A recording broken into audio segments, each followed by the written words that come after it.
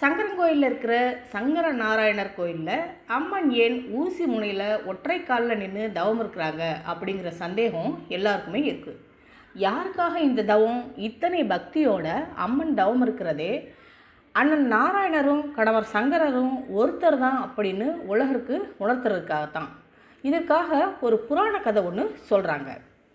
சங்கன் பதுமன் அப்படிங்கிற நாகவம்சத்து அரசர்களுக்கு இடையே ஒரு போட்டி இருந்துச்சு. சங்கன் சிவனை கும்பிடுறாரு, பதுமன் நாராயண கும்பிடுறாரு. சிவன் தான் பெரியவர் அப்படின்னு சங்கன் சொல்ல, இல்லை இல்லை நாராயணர் தான் பெரியவர் அப்படின்னு பதுமன் சொல்ல, ரெண்டு பேருக்குமே சண்டை வந்துச்சு. சரி, நாமளா ஏன் சண்டை போட்டுக்கணும், அந்த பார்வதி தேவிட்டையே கேட்டலாம் யார் பெரியவங்க அப்படின்னு ரெண்டு பேரும் அன்னை பார்வதி கிட்ட போகிறாங்க. அங்கே போய் பஞ்சாயத்து வைக்கிறாங்க. அன்னை என்ன தான் சொல்லுவாங்க? யாருக்கு ஆதரவாக பேசுவாங்க? அண்ணனுக்கு ஆதரவாகவா இல்லை தன்னோட கணவருக்கு ஆதரவாகவா? என்ன பண்ணுறதுன்னு யோசிச்சாங்க. அன்னைக்கு தான் தெரியுமே ரெண்டு பேருமே ஒருத்தர் தான் அப்படின்னு. நேராக தன்னோட கணவர்கிட்ட போய் சொன்னாங்க அன்னை பார்வதி. ஹரியாகிய அண்ணனும் ஹரனாகிய நீங்களும் ஒருவர் தான் அப்படின்னு மக்களுக்கு உணர்த்துங்க அப்படின்னு தன்னோட கணவர்கிட்ட போய் கோரிக்கை வச்சாங்க பார்வதி. அதை கேட்ட சிவனும், அவ்வளோ சீக்கிரத்துலலாம் எல்லாருக்கும் சொல்லிட முடியாது, அதுக்கு நீ தவம் இருக்கணும் அப்படின்னு கேட்டுக்கிட்டாரு சிவன். தவம் இருந்தால்தான் வரம் கிடைக்கும் அப்படின்னு சிவன் சொன்னதை கேட்டு பார்வதி தவம் இருக்க தயாரானாங்க.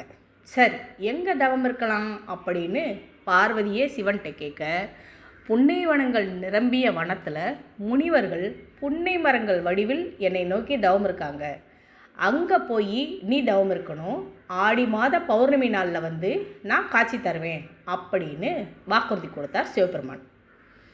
குழந்தைகளுக்கு தெளிவு வரணும்னா நான் தவம் இருக்கணும். சரி, நானே தவம் இருக்கேன் அப்படின்னு சொல்லிட்டு சிவனாரை விட்டுட்டு கிளம்பி போனார் அன்னை பார்வதி.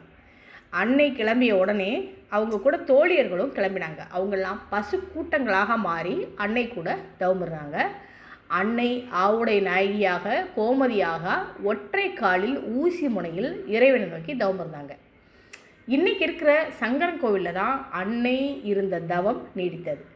பசுக்களோட அன்னை தவம் இருந்ததால் கோமதின்னு அழைக்கப்படுறாங்க. கோ என்றால் பசுக்கள், மதி என்றால் மதிமுகம் போன்ற கொண்டவர் அப்படின்னு பொருள். அன்னையோட தீவிர தவத்துக்கு வரம் கிடைக்கிற நாளும் வந்துச்சு. அதாவது ஆடி மாத பௌர்ணமி உத்திராட நட்சத்திரத்தில் வானத்தில் நிலவு ஒளி வீச ஊசி முனையில் தவம் இருந்த அன்னையோட தவத்தில் மகிழ்ந்த சிவபெருமான் ஆடி பௌர்ணமியில் புன்னை வனத்தில் சங்கர நாராயணராக பார்வதி உள்ளிட்ட எல்லோருக்கும் காட்சி கொடுத்தார். ஒருபுறம் சிவப்பு, மறுபுறம் சியாமளம், ஒருபுறம் கங்கை சந்திரன் சடைமுடி, மறுபுறம் வஜ்ர மாணிக்க மகுடம், ஒருபுறம் மழு, மறுபுறம் சங்கு, ஒருபுறம் புலித்தோல், ஒருபுறம் பீதாம்பரம், ஒருபுறம் ருத்ராட்சம், மறுபுறம் துளசி மாலை, ஒருபுறம் வைணவன் பத்மன் ஈசனுக்கு குடைபிடிக்கிறான், மறுபுறம் சைவ சங்கன் பெருமாளுக்கு குடைபிடித்து நிற்க அரிகரனாக காட்சி தந்தார் இறைவன். என்னே ஒரு அற்புத தரிசனம்! அரிகரனாக காட்சி தந்த இறைவனை பார்த்து அப்படியே உருகி நின்னாங்க பார்வதி. அப்போ சிவபெருமான், வேண்டிய வரங்களை கேள் அப்படின்னு சொன்னார்.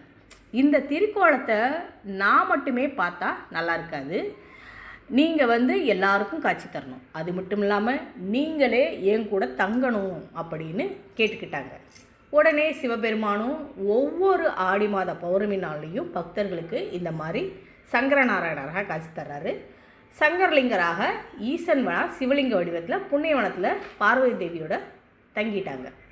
அங்கேயே கோமதி சங்கரனாக பக்தர்களுக்கு அருள் பாலிக்கிறாரு சிவபெருமான்.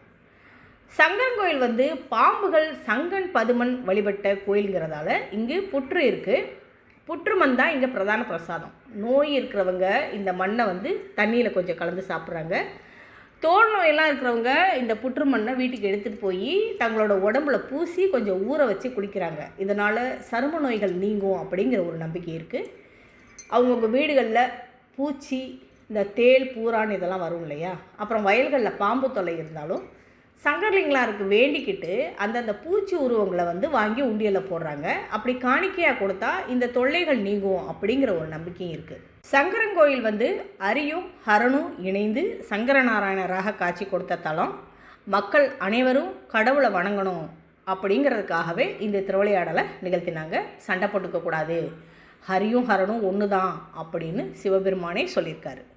மக்களுக்காக அன்னையே தவம் இருந்த தலம் சங்கரங்கோயிலில் அன்னை கோமதியை பிரதானப்படுத்தி இந்த திருவிழா நடக்குது. ஆடி தபசு நாளில் அம்பிகையையும் சங்கரநாராயணரையும் வணங்க நன்மைகள் நடக்கும்.